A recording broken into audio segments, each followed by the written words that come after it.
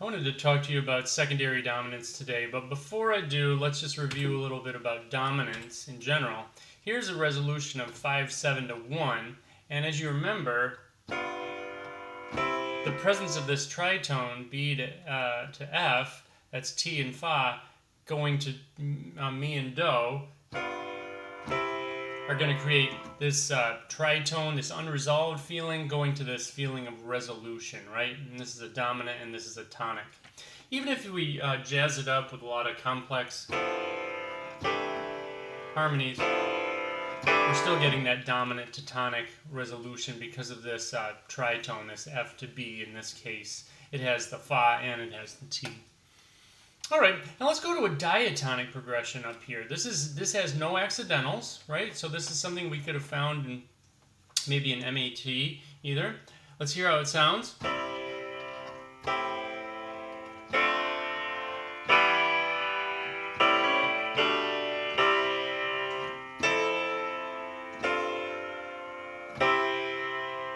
And I put in some, interesting chords, an inversion here and a 5/7 sus4 here that add a little flavor, but it's basically a diatonic progression. All right, now secondary dominants, what we're going to do is we're going to use this same dominant energy, the feeling of resolution of a dominant 7 to a target chord, to a diatonic chord, but we're going to apply it not to 5 and 1, but maybe to another area, so maybe to 2 instead. So do you see how this A to D is a perfect fourth up, right? E to A is a perfect fifth down, and C to F is a perfect fifth down. In other words, all of these two, and these two are cycle 5 progressions diatonically, right? And we know that the cycle of fifths really adds a lot of strength to our harmony. But how do we turn this? So how do we use secondary dominants with these cycle 5 progressions? Well, it turns out all we have to do is take one of these minor 7s, because these are, one of these chords here, one of these diatonic chords that's leading down a fifth, and we're going to turn it into a dominant, and that's going to have the same dominant energy, and it's going to pull us toward the 2 chord. So this is what we're going to call a secondary dominant. So how do you change a minor 7 into a dominant 7? You just need to raise the third of the chord, which is C, and let's make it a C sharp. Okay? So now we have this. Oh. Get out of there. Now we have this.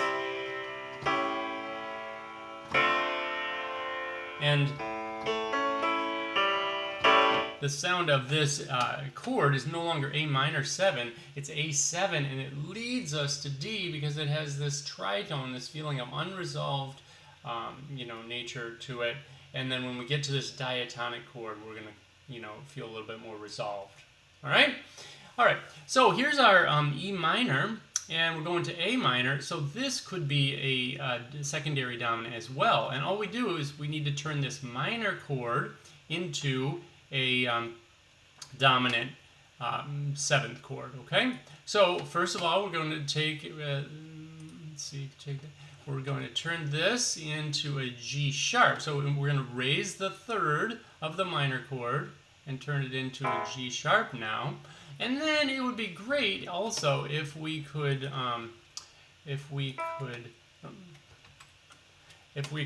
lower this top note to D, because now we have a 7th here, a 7th of the chord, so this will contain the 7th of the chord. And in fact, I think what I'm going to do is also add a root here as well. So we'll have the full dominant 7 chord here.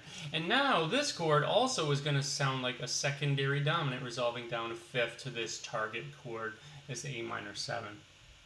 Okay, and finally, we're going to do the same thing with the C chord here. We're going to turn it into a C7, and that's going to lead down a fifth to this diatonic target chord.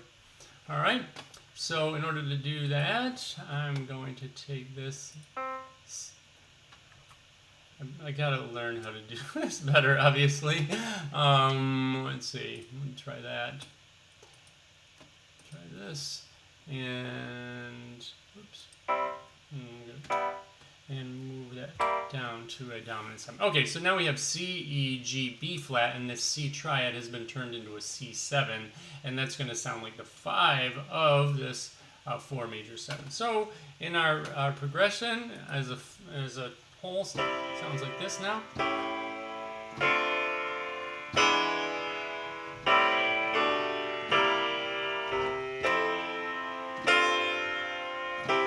And as you can see, with the addition of these non-diatonic pitches here, it changes the sound and it makes the harmony a little bit more complex and interesting. So, not that there's anything wrong with diatonic harmony.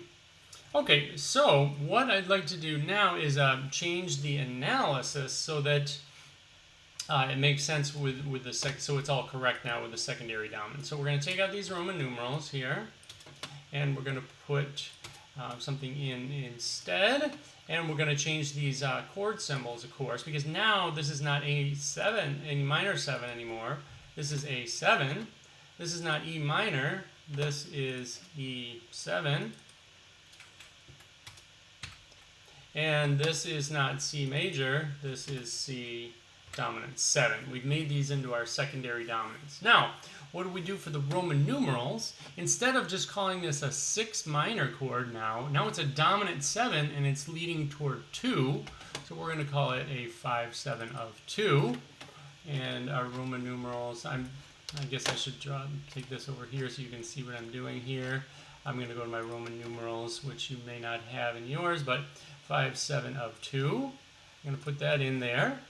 Okay, and that's going to go to 2. This is 5-7 of 6, so it's going to 6, so we're going to say it's the 5-7 of 6. It's no longer the 3 chord anymore. Okay, and over here, this chord it's a C chord, right?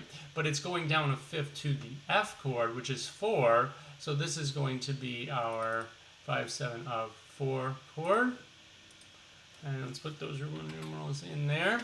All right, and to show that a special thing with a secondary dominant, to show that how important it is, we're going to take the arrow that we draw from 5-7 to 1, and we're going to use that same arrow to show 5-7 of 2 going over to 2. So the arrow should be right here, and we'll make that go here. Okay, and this 5-7 of 6 is going to go to 6. So I'm going to draw that arrow in again. And over here, this 5-7 of 4 is going to go over to 4 as well. We're going to need a little arrow there. Okay. Okay, so now we have the analysis and everything set up for this progression, and now we can hear that those secondary dominants are really adding some harmonic interest to the piece. Okay, there it is. And I'm going to continue this in a second video, except I'm not because I wasn't recording. Kev, it's time to get ready. It is, isn't it? Are you going to be able to use the speaker? No, I'm just using my computer speakers. We can bring you home a cable on. How come I didn't? Night, how come I'm not recording? Yeah, maybe. New screen recording. Oh.